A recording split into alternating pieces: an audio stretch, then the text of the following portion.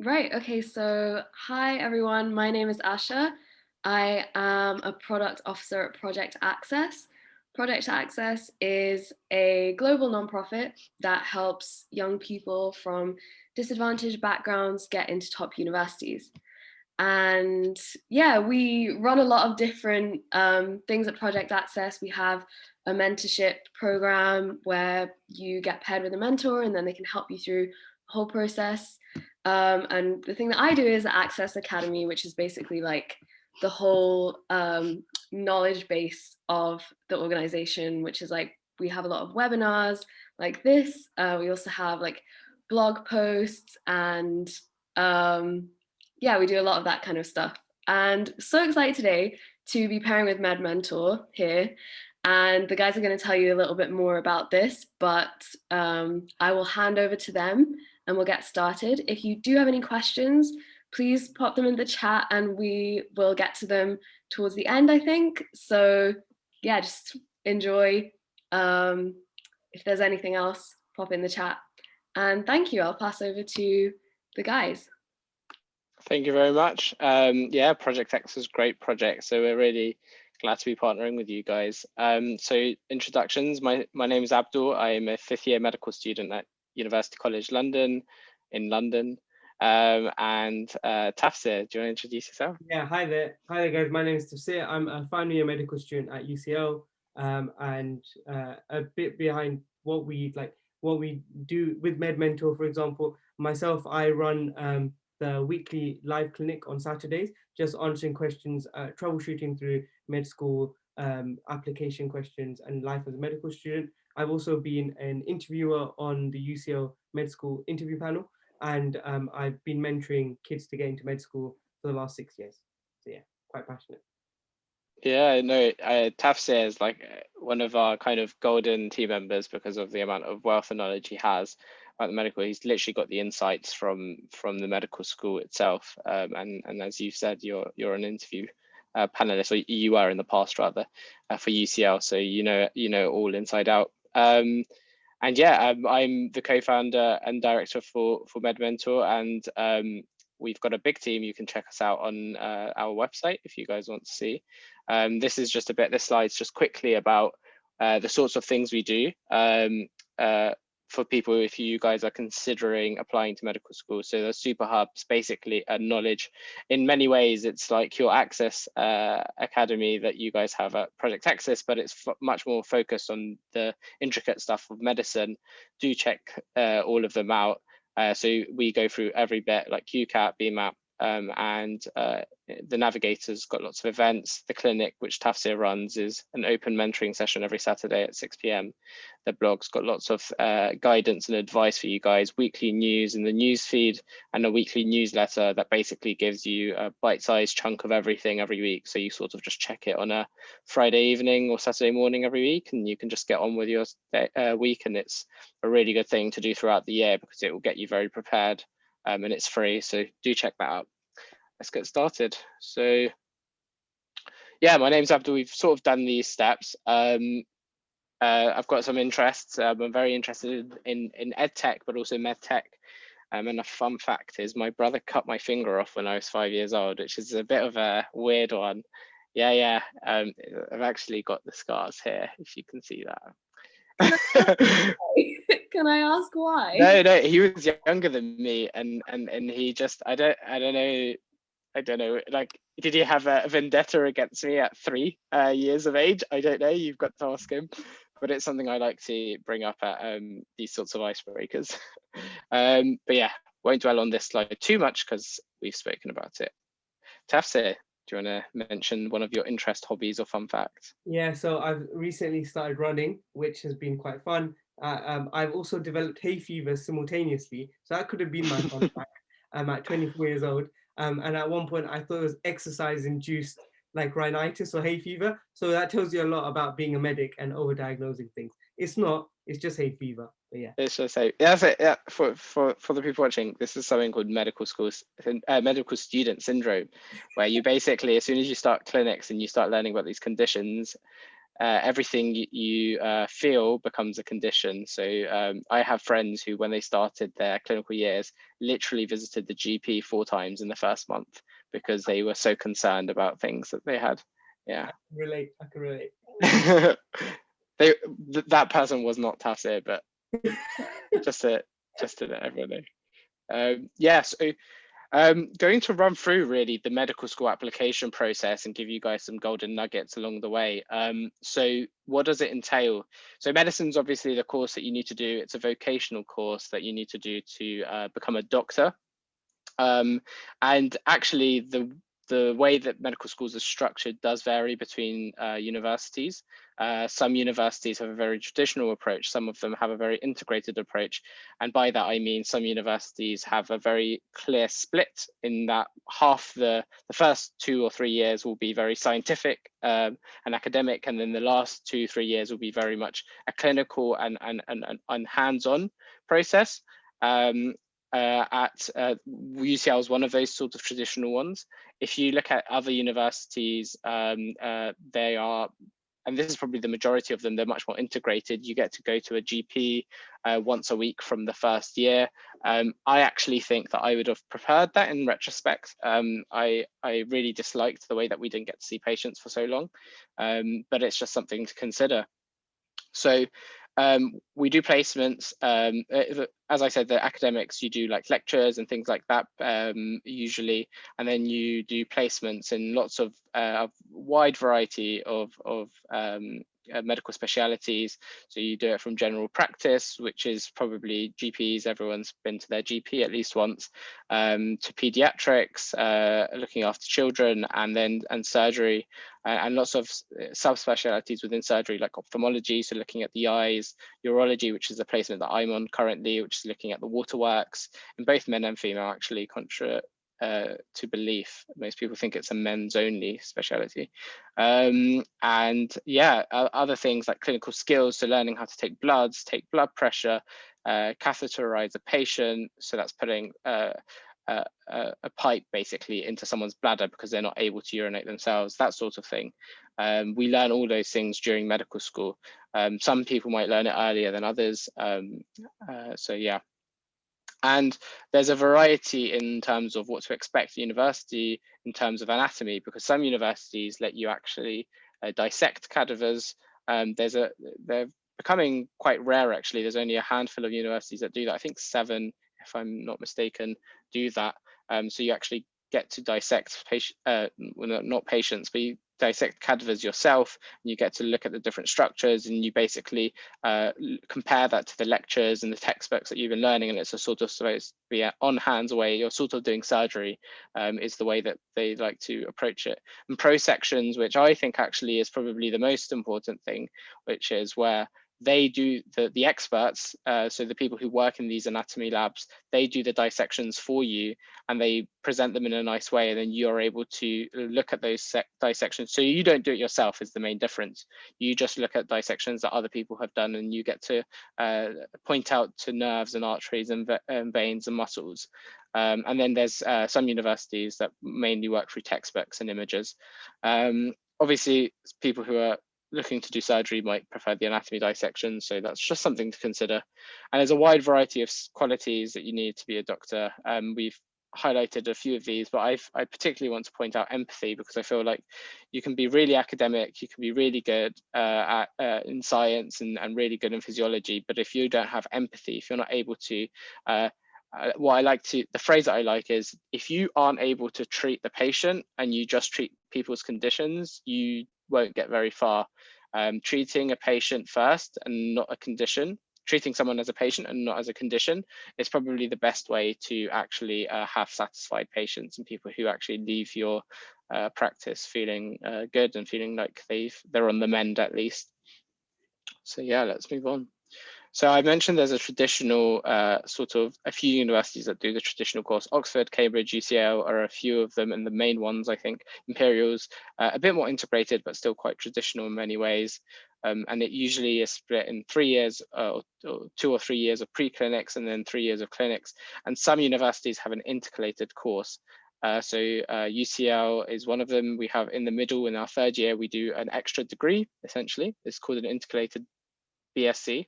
And so yeah, we leave after 6 years with 2 degrees, technically, our medical degrees and our integrated degrees. Both me and Tafsir have done our integrated degrees. I did mine in neuroscience. Tafsir, you did yours in global health, right?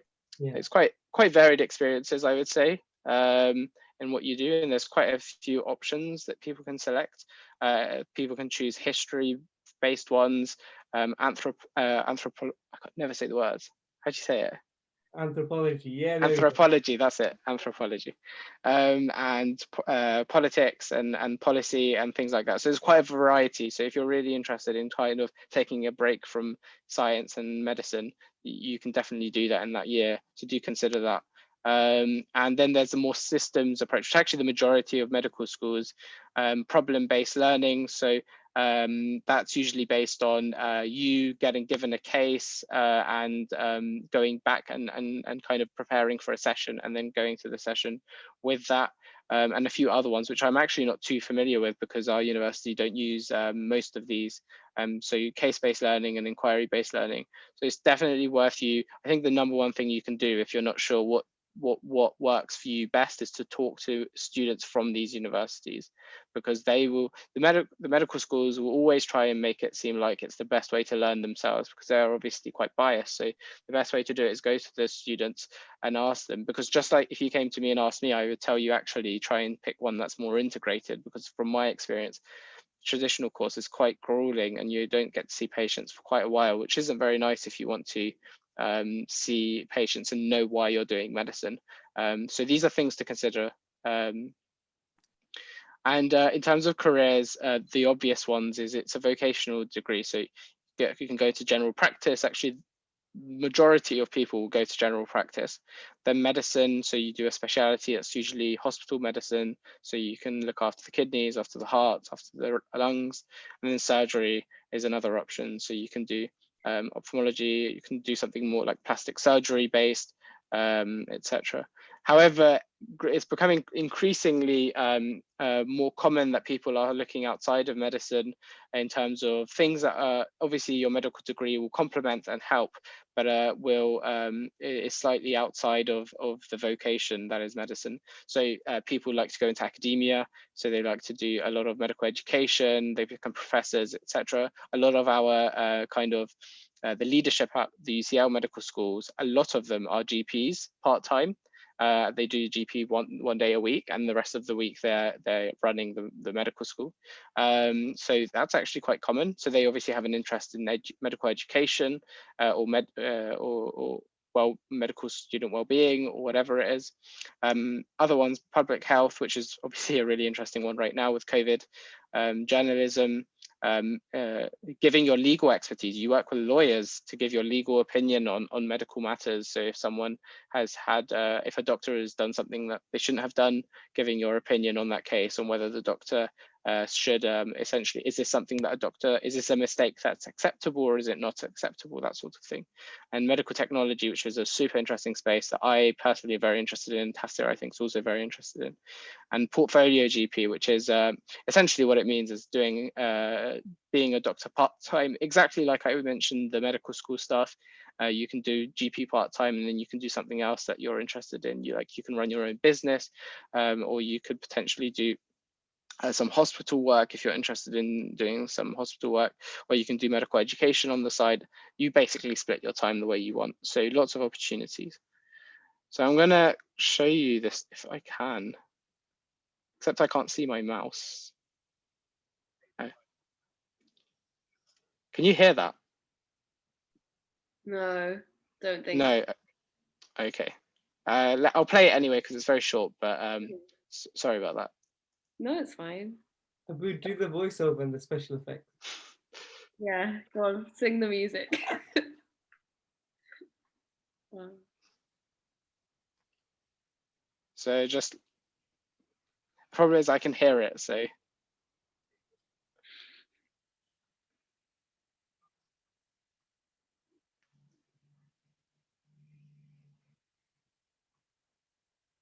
Yeah, so that's just sort of a reel that I did recently on our Instagram page. Well, not that recent. showing a day on my elderly placement. Yeah, I commute in because medical school is such a long process. A lot of students, if they can, they don't tend to live out for the whole 6 years because it's a lot of money, basically. So I commute in from home, and yeah, you get changed into scrubs. This is my placement on elderly care, where I was going to, essentially there's an acute ward where we would see elderly patients who've recently been admitted to A&E, and I would follow one of the elderly doctors, and we would follow them around, and we would basically assess these patients. We would take a history. So a history is when it's basically a story. We try to hear the story of the patient, what happened, what brought them into hospital, how can we help? And then we follow that up with an examination. So depending on what's going on with the patient, if, for example, they've had a, let's say if they had a knock on the head, you're worried about nerves that are in the head, whether they're compromised. So what you do is you do a lot of neurological examinations. So you try and get them to walk, for example. You see if they're unbalanced. You try and get them to do lots of eye movements, because they can sometimes, if they've got abnormal eye movements, that could indicate there's a bleed in the brain, that sort of thing. And then we follow you up with investigations. So we might do some scans, and then we finally will probably treat them and take it from there. So as medical students, we'd follow the consultant around doing all these things. We would help out as much as possible. We might even examine the patients ourselves. Very often we'll write up in the notes with the doctor, so the doctor will kind of dictate to us what they want, what the plan is, and we'll write it in the notes. And yeah, that's a sort of typical, on very clinical base, because we're both clinical students. So obviously, if you want to find out more and see what students might do in clinical years or on other universities, do check out our blog, because we do have blogs from people who write about their experiences. So the link's there. And just to answer the question earlier, this will be recorded and uploaded as far as I'm aware. So you can check this out at any time. That'll be on the Project Access website. Ooh.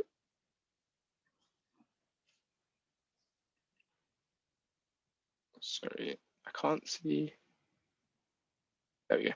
So what does the application process involve? So the entry requirements usually are minimum AAA. And I think it's often something that everyone knows, but unfortunately, I don't think everyone realizes how important it is. Because very, very often what I notice is a lot of students who like to build up their application, and they do a lot of work experience, and they do a lot of really cool things, volunteering experiences, etc., that they can then talk about in their personal statement and their interviews. But they often forget that you can't do that if you don't have a predicted AAA grade. And very often people might sacrifice good grades because they've been doing so many extracurricular things. So it's really, really worthwhile saying that this is the basic minimum requirement. You want to make sure, especially if you're in year 12 right now, which a lot of you probably will be if you're watching this lecture, or this webinar rather, is that you want to make sure that you are prioritizing getting the grades at the end of the year, because they'll probably use your end of year grades to get the AAA grade. Now, usually chemistry is essential, and then you can kind of be quite more selective with your other A-level options. But do bear in mind that every university has its own choices. If you're not doing A-levels, you might want to look at the IB kind of application process and requirements on the website. But it is changing. Some universities are becoming more relaxed about not having chemistry in the requirements. So do consider it. If you've suddenly, you've picked a lot of arts related subjects and you want to change your mind, there are options. So do check that out and look at the requirements. Our website in the Picking Your Medical School section does have some excellent resources that can help you make that decision, with blogs that can point you towards good options, especially if you haven't chosen the traditional options. Work experience is essential, but it's second to the entry requirement. So you do want to show that you have done some investigation. You have, if you're saying that you really, really want to do medicine, well, what's made you really, really want to do medicine? You need to kind of, it's very logical. You need to just show the, I guess, admissions tutor that you've done the logical thinking. You've said, okay, I want to do medicine, but I need to look into it a bit more. And they want you to see that you've spoken to doctors, that you've looked into resources online, you've done work experience. these days virtual work experience is good enough because of the situation we're in. So these are all examples to show that you are very much a keen person. You're keen about medicine. You've done the thinking. You've weighed up the pros and cons of medicine, and that sort of mentality is the mentality they want you to show, not the mentality that, oh, I've always wanted to do medicine. I've wanted to be a neurosurgeon since I was 5 years old. Because if you say something like that, although it might sound extremely oh, you're very motivated and you're very, very keen on becoming a medic, it doesn't show a logical thought process it doesn't show that you've actually thought it through, essentially. And if you don't show that you've thought it through, they will question whether you actually know what you're going into, because medicine is a tough degree. It's a very long degree. It's a big commitment, not only because of the money and the time, but also in terms of the exertion of effort that it puts on you. So they do want to make sure that the people they pick are going to still be doctors in 10, 15, 20 years time. They don't just want people to drop out. So yeah, consider those things, and consider the wide variety of work experience that you want to get. You don't need to get top of the grade hospital work experience. You can get work experience in any clinical setting. So it could be a hospice, it could be a care home. All of these count, because all of these are looking at interactions between healthcare professionals and patients, and the interaction is 9 times out of 10 quite similar in the way that you have to communicate, in the way that you have to manage patients. So these are all excellent work experiences, and don't turn them down because you don't think they're good enough. There's no such thing. Obviously supplement it with online virtual work experience. If you're not able to get any experience with doctors and you're really keen on getting experience with doctors, then look at the online ones. There's excellent resources. Again, in our Super Hub, there's a work experience tab that you can go to, and there's a lot of options there that you can click on in terms of virtual work experience if you're struggling to find any. Admissions test, there are 2 main ones, the UCAT and the BMAT. The BMAT is done by around 4 or 5 medical schools, UCL, Cambridge, Oxford, Imperial, and I think Bristol, or Bath. I always forget which one. Tessa, do you know which one it is? Which one do BMAT?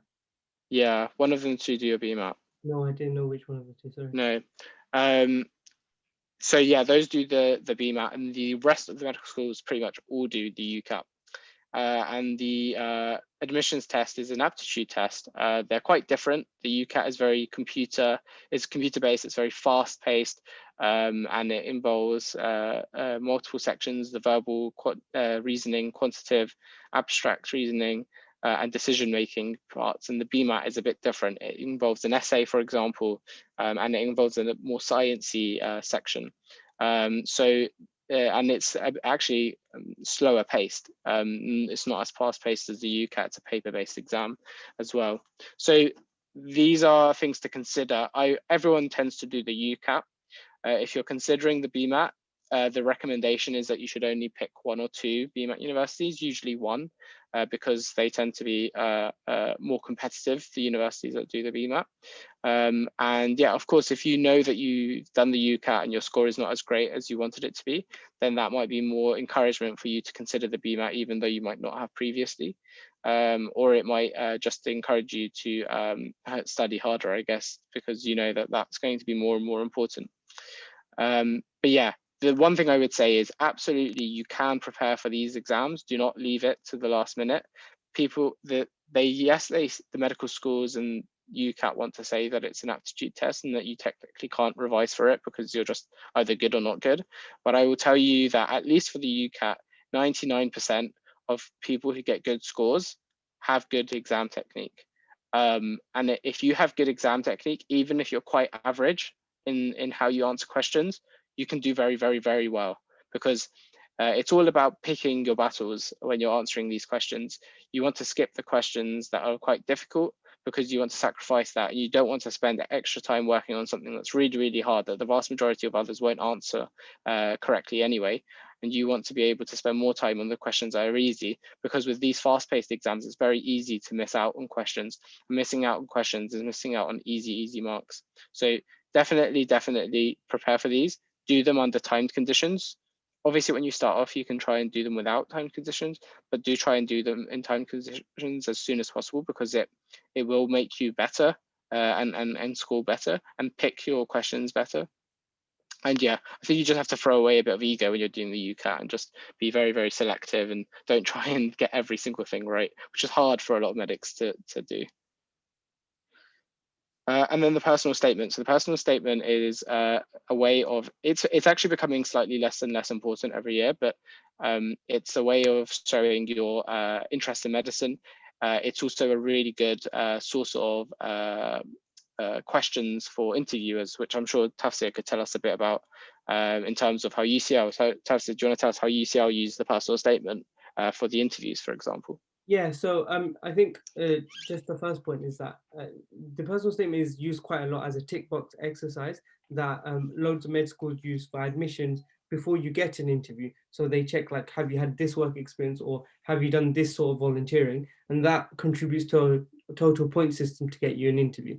The second part to that with UCL specifically, because it's a panel interview and not MMI, they care about what's on the personal statement because they can ask questions about what your work experience were about, or if you had specific interests in extracurricular activity or what you were reading on. So it gives you a good background. And for us, and this is one thing to bear in mind, and I did when I was doing my personal statement, because the LDS told us, was that actually the person interviewing you will take literally 5 minutes to read your entire personal statement and basically skim read it. So they're not looking at anything in detail. They're just looking at buzzwords or like little things here or there that they can pick off and ask you about. So the best way to, when it comes down to it, writing a personal statement, is to make sure that at the end of every sentence, it feels like it's an open door to a conversation.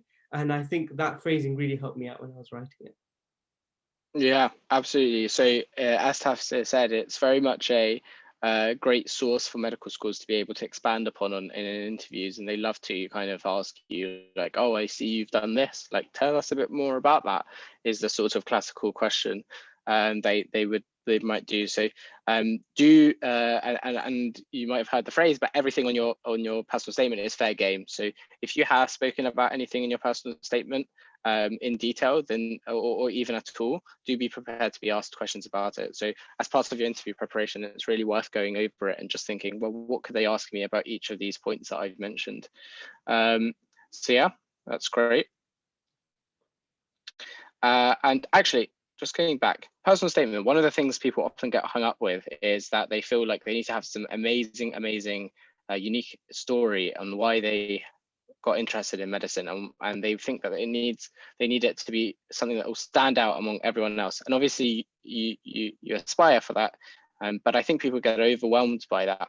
I think the best way to go about it is the vast majority of people who thought about doing medicine in a reasonable and logical way will probably pick it because they love science, academia, and physiology, and they like interacting with other humans, and they like caring and treating people, or like they at least like the idea of it.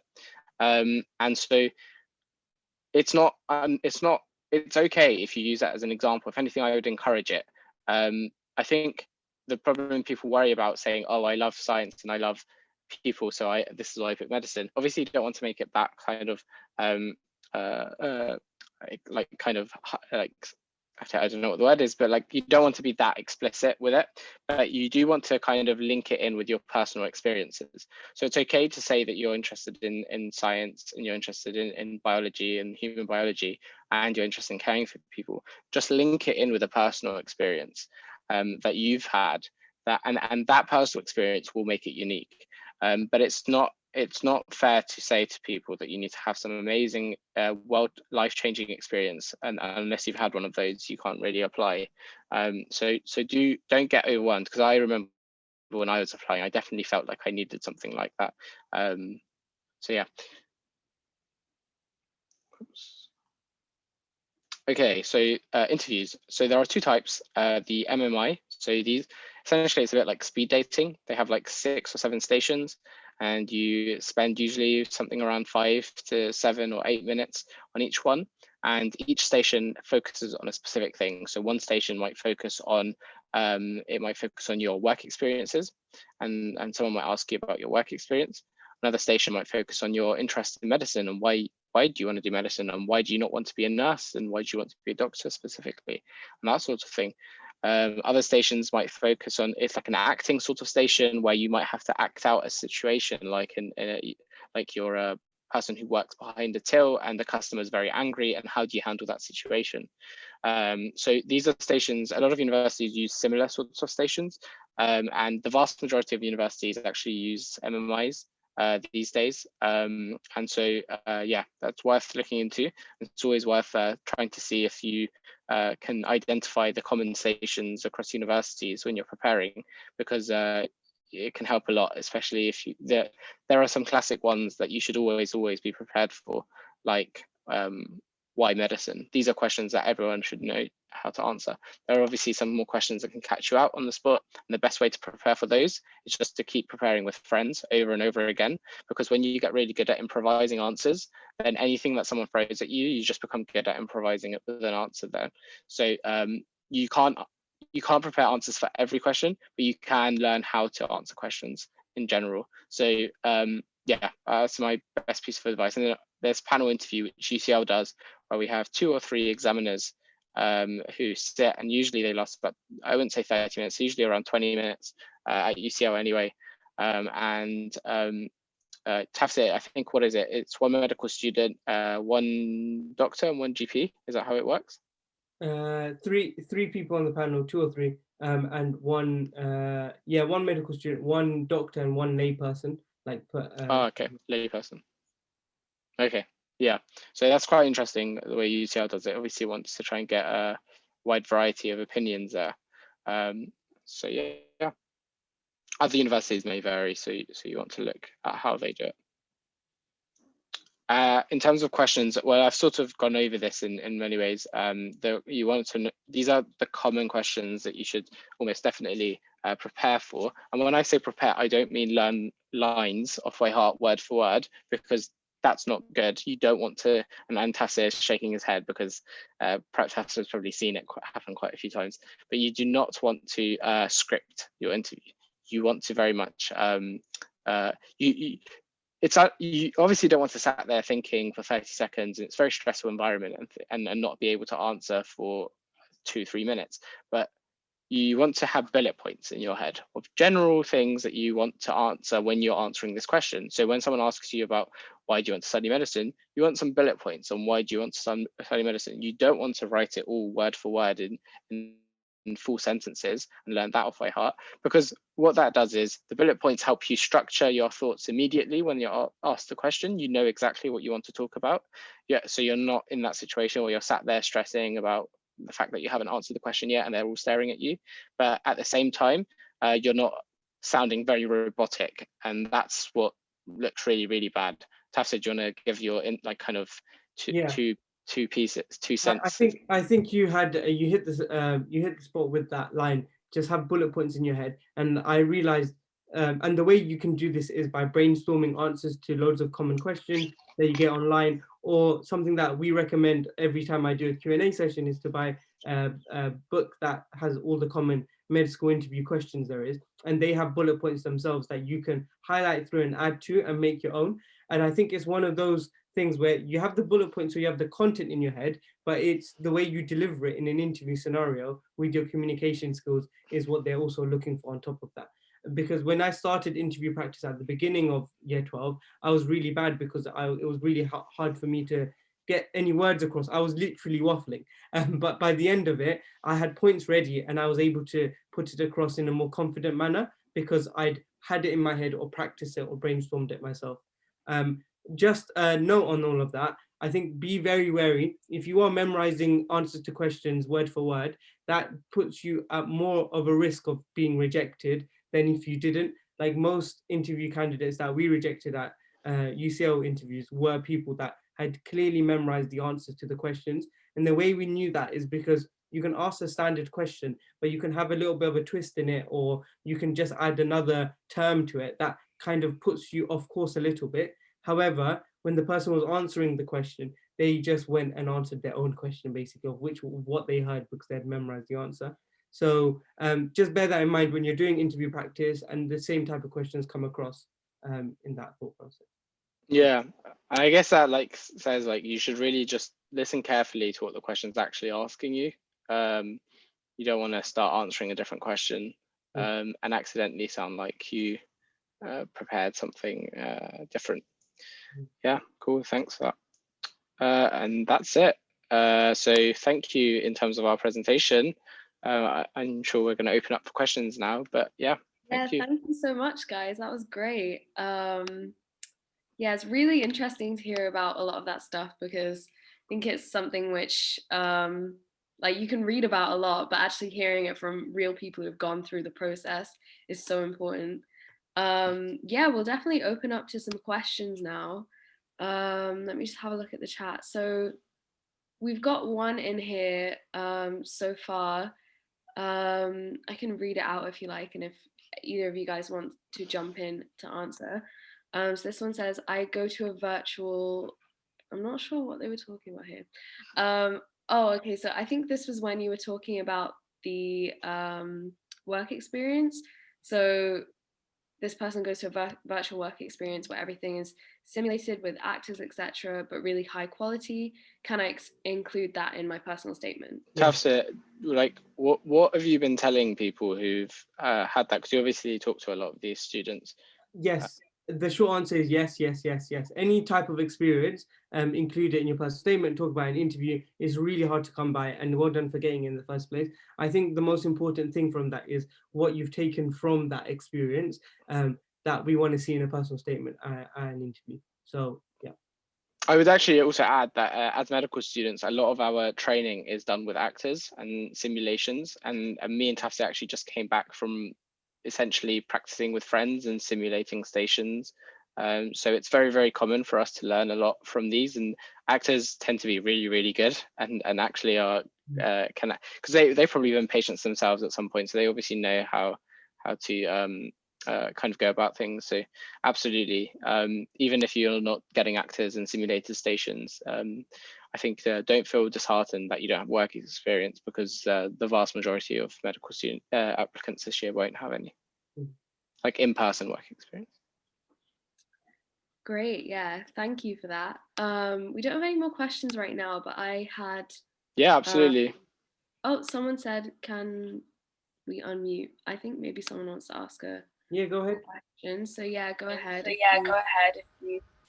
Yeah, I just had a really quick question, and also thank you very much for the talk. It was basically I'm trying to write a medical essay for a competition, except I've never written one. And it's from Cambridge, so it's I've seen some of the previous essays and they look like PhD level, I won't lie. And I was wondering if you had any advice, because I know a lot of universities use essays as their exams, especially Oxbridge type universities. Would you have any advice about that? Thank you. In the first instance, and thank you for the question, first of all. It's a good question, because I feel like a lot of students are exploring other avenues to try and bolster their application, like essay competitions and online courses and things like that, because the experience has been short. So I would say that the vast majority of universities don't have essay-based exams in their curriculum, or if they do, because we do have one or two, they're not very, they're more sort of reflection-based essays and kind of talking about your own experiences with a patient to sort of reflect on it and kind of think what you could have done better, as opposed to things that would actually be examined and used to determine your grades. Are you considering Oxford or Cambridge as one of your choices? Is that why you're? Yeah, I think that is the dream school, mostly because of the teaching style, because I'm a person who really enjoys one-on-one conversations and Q&As. So yeah, that's why I want to go to Oxford. Yeah. Fine. So in that case, I think I guess there's more merit to like doing it, and I don't know what you think, Tafsir. Yeah, do you think for like? I mean, I don't know if this competition is under some specific banner. I remember I was part of the Sutton Trust for the Cambridge Initiative, and they got us to do some like research, then presentation that was scientific rather than just write an essay. So it was a different aspect of it. And even though I applied to Oxford in the end, but I realized I wasn't suited for the sciences more like that, with that much of a focus. Even that, I learned a lot from it, and we have to use these skills for our BSc years anyway, when we do like scientific research. So yeah, I'd say there's many ways that you can reflect on it also on a personal statement, especially if you know your stuff and then later an interview with Oxbridge. Yeah. Yeah, actually, I guess with essays, it's just like EBQs. They can become really, really good sources for talking points, not just in personal statement, but at interview. You don't necessarily have to win the competition to still get a lot out of it. You could obviously research a topic that you're interested in. That could be a benefit, but also actually just from talking about it at interview, you can discuss what you learn, and whatever the topic's on, you can discuss the pros and cons or the implications or whatever it is. So yeah, definitely. Don't think of it as the only upside is winning the competition. There's definitely more to it than that. Yeah, but go for it. Sounds like something that you can use to show that you're an Oxbridge candidate. Thank you very much for your answers. Oh, I had one more question actually. It was about time management. It's something I struggle with a lot, and for the next couple of months, there's lots of things to be doing, like of course BMAT, UCAT. I also am doing my AS for the maths exams, also like billions of other exams because our school loves exams, etc., etc. And like volunteering, work experience, these lectures that happen in the afternoon right after school. How did you guys manage your time? Apart from Pomodoro technique, I do know about it. It just doesn't work for me. Sorry. That didn't exist back then. That didn't exist when I was applying. So you guys got an advantage. I think first of all, I'm in my final year and I'm still struggling with time management. So that's 6 years into the degree. You're not alone, and I think everyone's in the same boat. And I think that's why it's so tricky to do to get into med school, is that it's that key 1 year period from basically middle of year 12 to middle of year 13. And then obviously a couple of months for the actual exams itself. That is really like a stressor point. And the way I really saw it was that at the end of these 2 years of like year 12 and 13, I'll be done. And that was a really key motivation for those times where you really can't be bothered to do something extra. It's really good because it sounds like you are very proactive. You're finding really good things to do. So you're definitely among people, like amongst like a certain percentage of the people doing these things, being this proactive. So you're not slacking at all, and make sure you kind of reward yourself for that and remind yourself that you're doing more than anything else. And then when it comes to the actual time management side of it, I think I sacrificed a lot of sleep when I was in year 12 and 13, sad to say, which when it came to med school, I didn't sacrifice on because I was in such a deficit from those 2 years. But the healthy way around it, I think, is managing what you definitely need and what you don't need. Like if things are optional and you'd like to do it, but you don't have to make sure you get in to a med school, then don't take it up. So for example, if I had to do a work experience, I would be spending majority of my time to sort that whatever work experience it is, because I know that is the best way to get into med school, rather than applying for like a role in like the school play or something, which would have been nice, but and would show really good skills in my personal statement, but it wouldn't be as effective as the main thing. So it's really important to prioritize your energy to make sure you get the most out of it, in that opinion. Yeah, I would say prioritize, because it sounds like the question is more about, rather than studying specifically, time managing with your studies, it's more like across like life generally. And so I think prioritizing is a really important skill, as Tafsir said. It's especially important at medical school because you become really you basically can't learn everything. There's just too much content, and you need to become really good at prioritizer and know what's important and have an eye for it. Basically have an eye for, oh, this is, I can imagine this coming up in exams, and so you need, and obviously not just exams, but things that you're likely to need as a doctor. So you need to be able to do that. And the other things, so I can add my like kind of own tricks that I've used over the years. And as Tafsir said, I'm still working on it. I still wake up at 10 o'clock in some days, or 11 o'clock some days, like today. And as much as I want to, I would say for a period of time, for example, I was really good at sleeping early and waking early. And I think that that was so good in second year, which is a really tough year at UCL because it's a very, very content heavy year. It's notorious for the difficulty of its exam. And so that year I was actually really disciplined, and I was able to wake up really early and do a lot of work before I was even going in. And that was quite nice because I think it meant that I finished, by the time I'd gone into university, I already felt like I'd done stuff. But I think that it's not fair to say to everyone, oh, everyone needs to start waking up at 5 a.m. because if you don't wake up 5 a.m, you just can't hack it, because that's definitely not true. Tricks that you probably could do is allocating certain times of the week to things that, like essentially it's time blocking. I don't know if you've ever come across this concept, but time blocking is a way that you can say, so what I do is, for example, I say on Sunday mornings, we have our MedMentor meeting at 10 a.m. So what I do is I allocate the whole morning of Sunday before that meeting to MedMentor. So I do all the things that I need to prepare for that meeting. And I also do the things that I need to, like things on my checklist that I need to have to get done. And I think that that works really well, because I've noticed that the things in my life that I've done consistently tend to have a big effect, even if I do them in little amounts. And it's really easy to do like a whole day rush, like sprints of certain things, or spend 2 days doing a sprint of something and then not do anything at all for it for a few months. I find that actually if you do a little bit every week, it helps. So allocating certain times of the week, like my Friday nights is allocated to watching a movie. I do it every Friday night. That's like part of my routine now. Sunday mornings is for that. Saturday evenings I've allocated for mentoring. So that I found is really good, and you can allocate different things like that. So you can allocate train journeys to answering question bank questions or flashcards. You can allocate specific, and that's what I've done, and it works. So hope that helps. Yep, definitely. Thank you very much.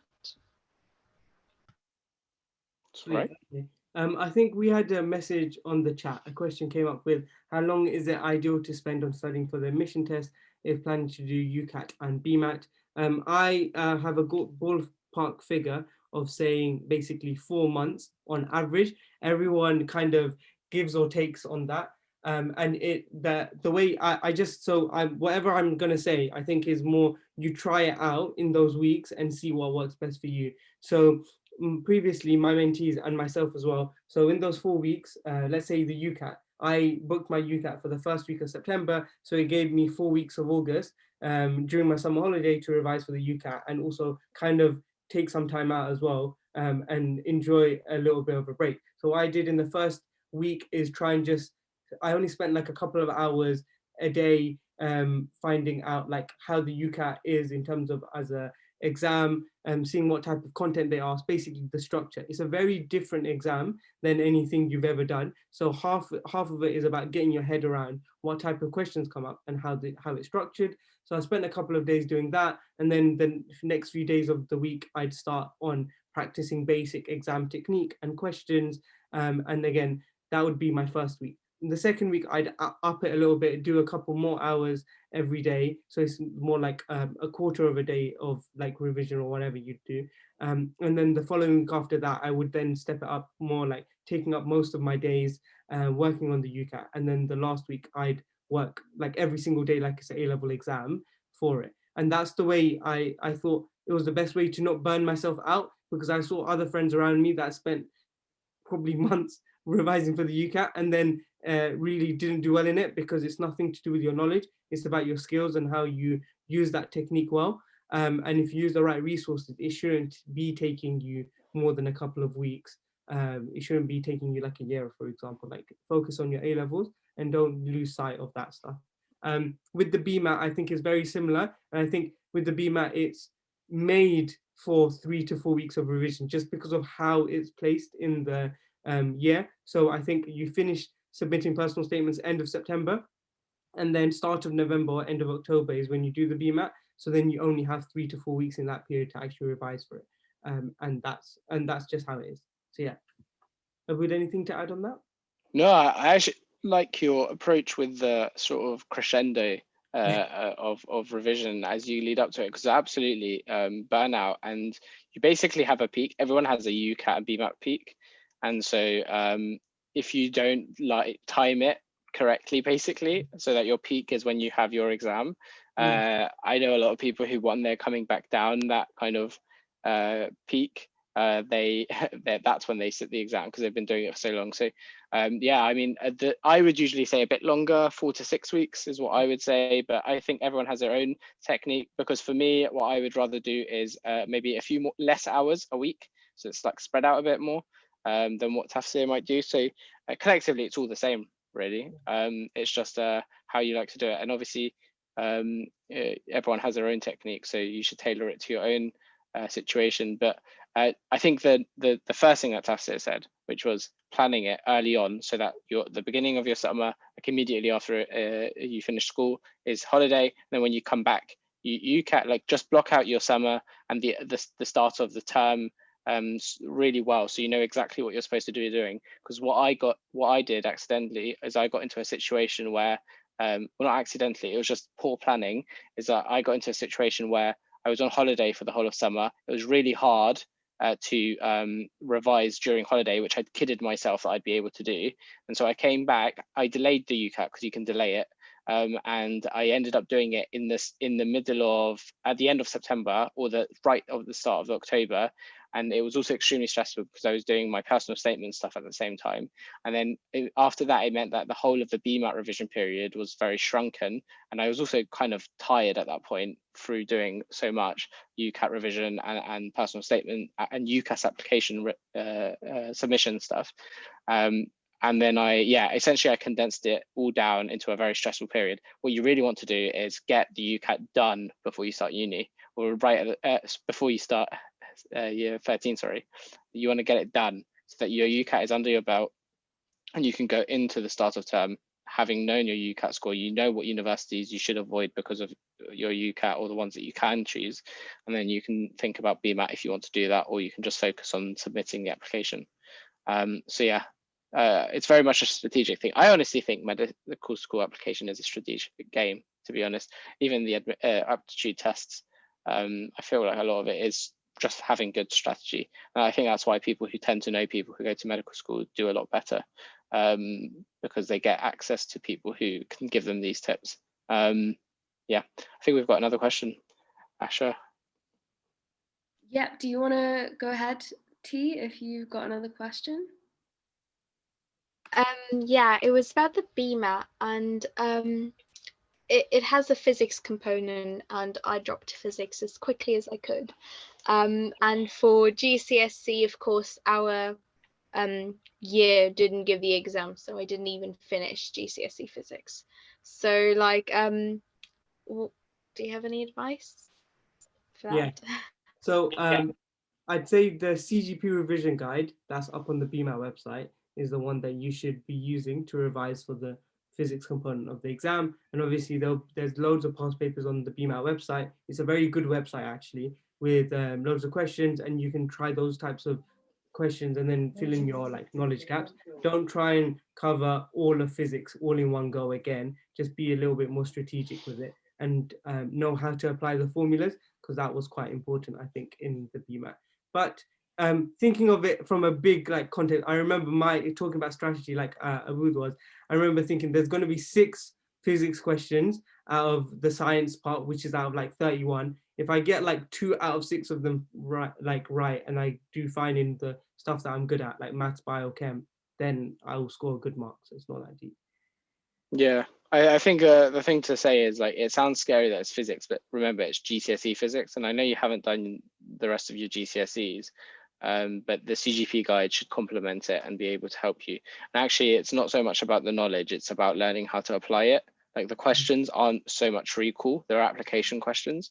They won't just ask you to recall a certain term or something. So what you need to really be doing is knowing the CGP guide inside out isn't actually necessarily the best thing you can do. It's being able to really answer the questions well. And so just do a lot of past papers. They're all online. They're all on the BMAT website. As Tafsir said, they're very, very good. But yeah, don't worry too much. The knowledge is definitely not A-level. I didn't do physics A-level. Tafsir, did you do physics A-level? I dropped it as soon as. Most people do not do physics A-level, at least at UCL anyway.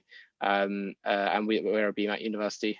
So yeah, just brush up on that GCSE physics and get practicing with the past papers. Cool. Thank you. Brilliant. Thank you, guys. So we're almost out of time. But I guess if you have like one last piece of advice, or someone has also asked, what's your advice on staying motivated? Was that? Yeah, that was just now.